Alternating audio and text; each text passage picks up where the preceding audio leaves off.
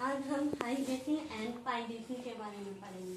क्या आप में से मुझे कोई बता सकता है कि पाइरेशन से आप क्या समझते हैं? बहुत बढ़िया, बोलो बेटा। आप में से कोई गैस करेगा पायरेसी? फिर मैं भी बोलूंगा। अतुल आप बोलो। पायरेसी सुना आपने? पायरेसी नहीं, अच्छी बात है। आपने सुना भाई बच्चों पायरेसी? थोड़ा सा क्या होता है पायरेसी? गैस करो। डकैती टाइप। बहुत बढ़िया। आप बोलो भाई ममता। जैसे समुद्र के माध्यम से डकैती। हाँ, समुद्र के माध्यम डकैती। बहुत बढ़िया बच्चों। आप कुछ बोलेंगे? पायरेसी सुना है आपने पहले? लूटपाट है ना, पर कहाँ? समुद्र में कि जमीन पे? समुद्र पे। बहुत बढ़िया। सबको एक तो आइडिया है। पर अच्छा शैली इनकी प्रश्न पूछ के बोलो बेटा। शाबाश। अब हम पाइरेशन के बारे में पढ़ेंगे। पाइरेशन एक पुराना और सीरियस इंटरनेशनल क्राइम है गुड। जो समुद्र यानी कि हाई सीज पर होता है। जब कोई प्राइवेट शिप या एयरक्राफ्ट दूसरे शिप पर इलीगल अटैक, रोबरी, डिटेंशन या वायलेंस करता है, उसे हम पाइरेशन कहते हैं। इंटरनेशनल ट्रेड का ज्यादातर हिस्सा सी रूट से होता है। गुड। इसीलिए पाइरेशन ग्लोबल सिक्योरिटी और कॉमर्स के लिए थ्रेट माना जाता है। इसी वजह से पाइरेसी को इंटरनेशनल लॉ में रेगुलेट किया गया है। Good. अब हम इसकी डेफिनेशन देखेंगे। पाइरेसी की लीगल डेफिनेशन यूएन क्लोज में दी गई है, यानी कि United Nation convention on the law of the sea में दी गई है। इसके आर्टिकल 101 में कहा गया है कि पाइरेसी वो इलीगल एक्ट है जो वायलेंस, डिटेंशन, रोबरी के फॉर्म में किए जाते हैं, और ये एक्ट प्राइवेट शिप या एयरक्राफ्ट के क्रू द्वारा हाई सी पर किसी दूसरे शिप या एयरक्राफ्ट के खिलाफ किए जाते हैं। गुड। अब हम कुछ एलिमेंट्स देखेंगे पाइरेसी के। मतलब आपका मतलब जो वो शिप पायरेसी करते हैं वो पर्सनल शिप होते हैं, किसी देश के नहीं होते वो, है ना जी? और किसी और देश की शिप के ऊपर या किसी कमर्शियल व्हीकल के ऊपर वो जाकर के लूटपाट करते हैं। बहुत सुंदर बेटा। अब हम एलिमेंट्स ऑफ पाइरेसी देखेंगे। पाइरेसी एक्सप्लेन होने के लिए हमें कुछ इम्पोर्टेंट एलिमेंट्स जरूरी है। नंबर 1 है इलीगल एक्ट ऑफ वायलेंस और डिटेंशन, यानी कि किसी शिप पर फोर्सफुली अटैक करना या और उसके क्रू को बंदी बनाना। शाबाश। नंबर 2 है प्राइवेट पर्पस। इसमें कोई प्राइवेट पर्पस के थ्रू भी अटैक करता है। इसका मेन मकसद होता है लूट करना, वहां से फिरौती के लिए पैसे मांगना इत्यादि। नंबर 3 है हाई सीज पर होना, यानी कि समुद्र के बीच में होता है। ये क्राइम किसी एक स्टेट की टेरिटोरियल वाटर्स के बाहर होता है, ना कि देश के अंदर।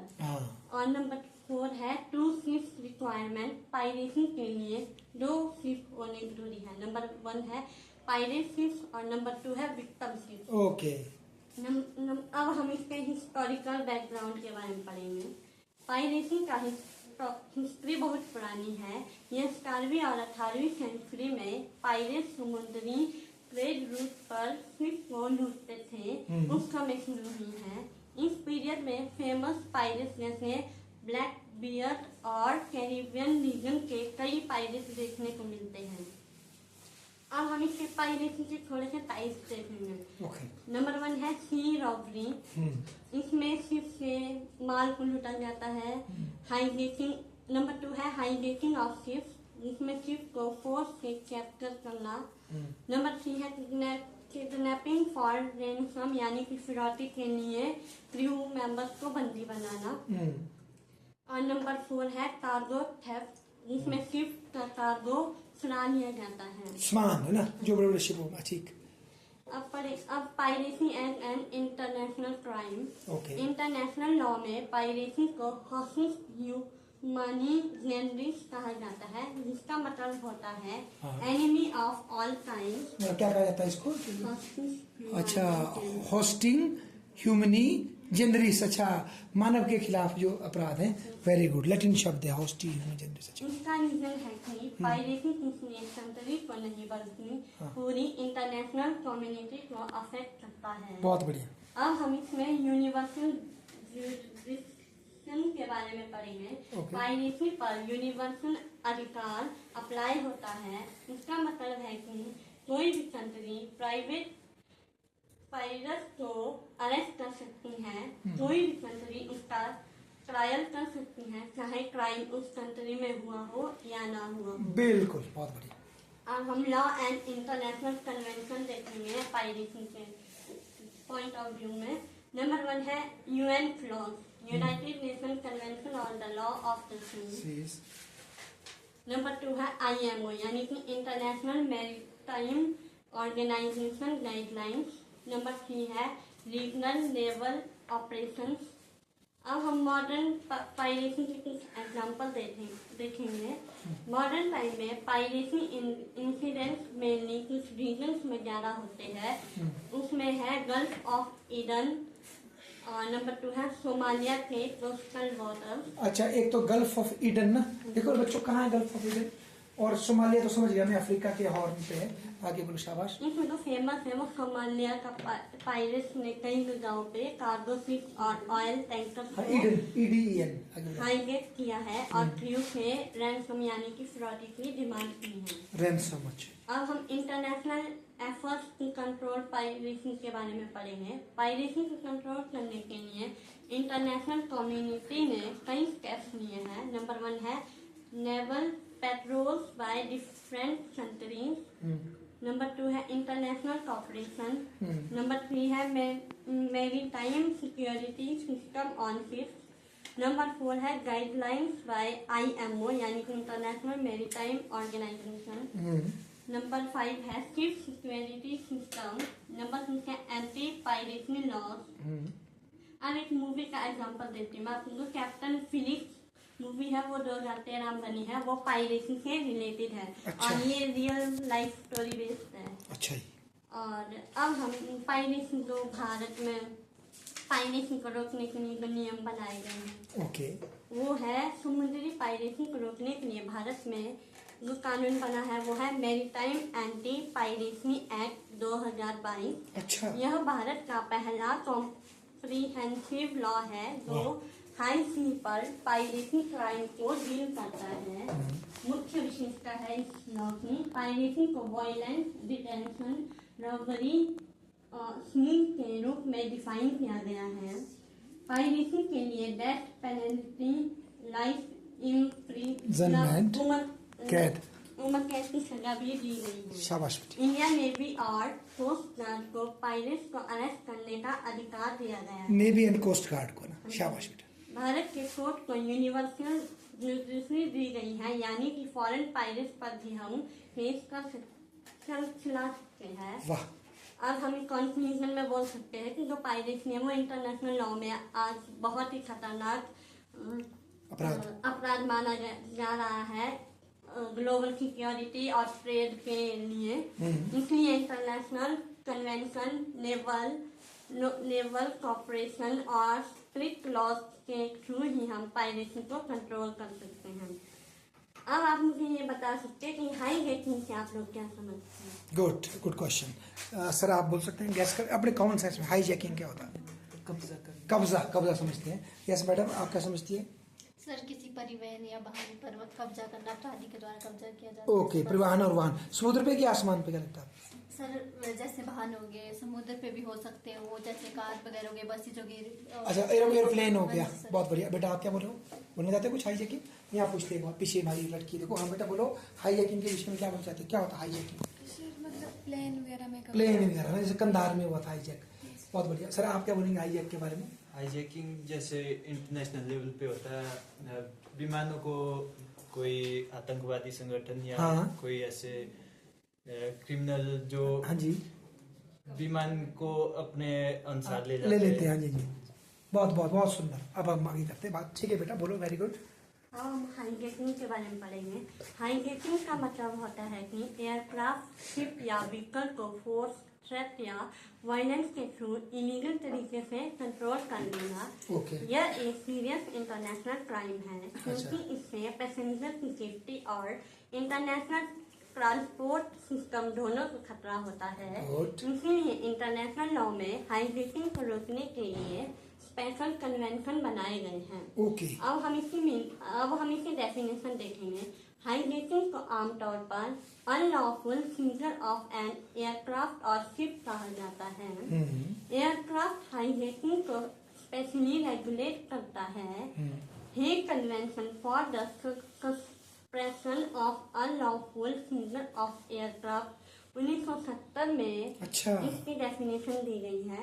इस कन्वेंशन के अकॉर्डिंग हाईजैकिंग तब होता है जब कोई एयरक्राफ्ट को फोर्स थ्रेट या इंटिमिडेशन के थ्रू इलीगली कंट्रोल कर लेता है। गुड। अब हम एलिमेंट ऑफ हाईजैकिंग देखेंगे। देखो मैं समझ गई मैडम जो बोल रहे हैं, मुझे फर्क लगा। आप देखो कि इसमें चोरी नहीं करते बंदे, पर वो जहाज को कंट्रोल कर लेते हैं, फिर अपने हिसाब से किसी को पकड़ के उसके बदले फिरौती मांगेंगे या टेररिस्ट छुड़ाएंगे या जहाज को उड़ा देंगे। ये वाला काम है। चोरी कम, इसमें कंट्रोल ज्यादा है, ताकि फिर उसके बदले कुछ किसी से सरकार के साथ कोई वो कर सके। पायरेसी वाले सरकार से नहीं करते, वो चोरी करेंगे बग जाएंगे। ये है कि भाई उसको लेकर के, जैसे हमारा वो कंधार वाला हाईजैक किया था ना, फिर वो 4 टेररिस्टों को छोड़ना पड़ा था वाजपेयी सरकार को मजबूरी में, है ना। या फिर एक कनिष्क नाम का जहाज था, वो वहां से उड़ा पंजाब कनाडा से, और खालिस्तानियों ने उसको बम से उड़ा दिया। आगे बढ़ो। अब हम एलिमेंट ऑफ हाईजैकिंग देखेंगे। नंबर 1 है अनलॉफुल सीजर और कंट्रोल, एयरक्राफ्ट या शिप पर इलीगली कंट्रोल कर लेना। नंबर 2 है यूज ऑफ फोर्स और थ्रेट, वायलेंट वेपन या थ्रेट का यूज करना। गुड। नंबर 3 है against the will of crew और पैसेंजर, क्रू और पैसेंजर की मर्जी के खिलाफ एक्ट होते हैं। शाबाश। नंबर 4 है इंटरनेशनल एक्ट, ये एक्ट जानबूझकर किया जाता है। अब हम टाइप्स ऑफ हाईजैकिंग के बारे में पढ़ेंगे। शाबाश। हाईजैकिंग अलग अलग फॉर्म में हो सकते हैं। नंबर 1 है एयरक्राफ्ट हाईजैकिंग, जिसमें प्लेन को हाईजैक किया जाता है। नंबर 2 है शिप हाईजैकिंग, जिसमें शिप को कैप्चर करना शामिल होता है। नंबर 3 है व्हीकल हाईजैकिंग, बस या ट्रेन को कंट्रोल कर लेना। नंबर 4 है साइबर हाईजैकिंग, जिसमें डिजिटल सिस्टम को हैक करके कंट्रोल लेना है। अच्छा, ये भी साइबर हैकिंग भी इसमें है। Very good. अच्छा, आपने से मुझे अभी हाईजैकिंग के टाइप्स बताएगा कोई? वो मैंने आपको अभी बताया। किसी को याद बोलो। एक एयर, हाँ जी, साइबर, वेरी गुड। व्हीकल है, शिप, ठीक है, बहुत बढ़िया। Thank you everyone. अब हम हिस्टोरिकल बैकग्राउंड के बारे में पढ़ेंगे। हाँ जी। हाईजैकिंग का कॉन्सेप्ट मेनली 20वीं सेंचुरी में एयरक्राफ्ट ट्रैवल बनने के बाद ज्यादा कॉमन हुआ है। गुड। 1960 और 80 के बीच के एयरक्राफ्ट हाईजैकिंग इंसिडेंट्स हुए हैं, जिसमें प्लेन्स को दूसरी कंट्री में डाइवर्ट किया गया है, करके उतारा गया है। एक फेमस इंसिडेंट था डबल्सन फील्ड हाईजैकिंग, जिसमें कई प्लेन्स को हाईजैक करके जॉर्डन में लैंड करवाया गया था। अच्छा। अब हम हाईजैकिंग इंटरनेशनल क्राइम में क्या मतलब इम्पोर्टेंट है इसका। हाईजैकिंग इंटरनेशनल पीस और एविएशन सेफ्टी के लिए थ्रेट माना जाता है, इसलिए इसे इंटरनेशनल क्राइम माना गया है और स्टेटों को मिलकर इसे प्रिवेंट करने का अधिकार दिया गया है। अब हम इंटरनेशनल लॉ एंड कन्वेंशन के बारे में पढ़ेंगे। हाईजैकिंग को कंट्रोल करने के लिए कई इंटरनेशनल एग्रीमेंट बनाए गए हैं। नंबर 1 है Hague convention for the suspension of unlawful seizure of aircraft, जो 1970 में बना है। नंबर 2 है Montreal convention for the suspension of unlawful act against the safety of civil aviation, 1971 में बना है। 1971 में मॉन्ट्रियल।